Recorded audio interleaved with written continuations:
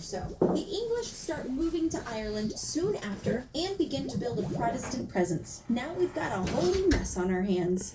In 1592, Queen Elizabeth I continued to develop a Protestant Ireland by founding Trinity College. It was modeled after Oxford and Cambridge in England, and it's the site of our first stop in Dublin. Hello, my name is Joseph O'Gorman. I work here as a junior dean in Trinity College, Dublin. There had been a desire to found a university in Dublin for nearly 60 years. Now, we are the oldest university, but we're not the first. There were several papal attempts, an attempt by Parliament to found a university. All of these petered out or came to nothing. There was a great deal of talk, but nothing happened.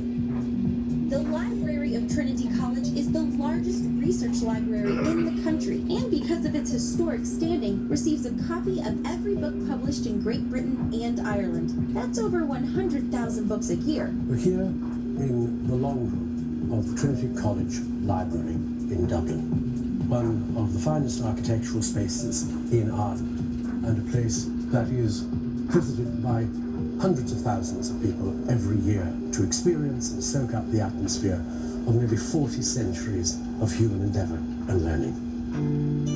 A trip to Trinity College wouldn't be complete without visiting the oldest and perhaps most interesting book in the library's possession. One of the reasons that people come to visit Trinity College is to see the Book of Kells, which is a manuscript dating from round about the year 800, produced in an island called Iona off the coast of Scotland. It's a gospel relic book. It was produced specifically for display, in the sense that people would come to see the decoration, design, and so forth within the book. The writing style that is used within the Book of Kells uses a very clear form, which means that it's extremely easy to read once you get used to it. But it gives it a very clear appearance on the page, so that there can be no doubt as to what's been written. What is interesting, however, is how they manipulate the letters in order to fit words on the page. Sometimes at the beginning of the Gospels, for example, they will take the letters, switch them round out of their usual orientation, play them off against one another in order to get quite a large number of words onto the page. And these symbols and ideas and pictures were a way of allowing people read, as it were, who could not read the language, Latin, in which it is written. Of course, most people at that time would have been illiterate, so it could have been written in Martian, as far as they were concerned.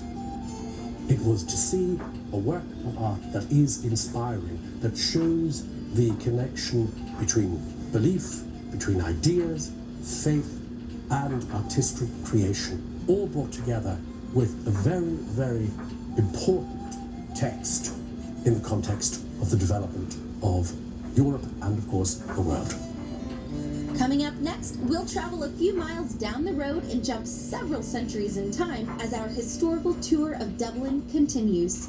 Every week we post new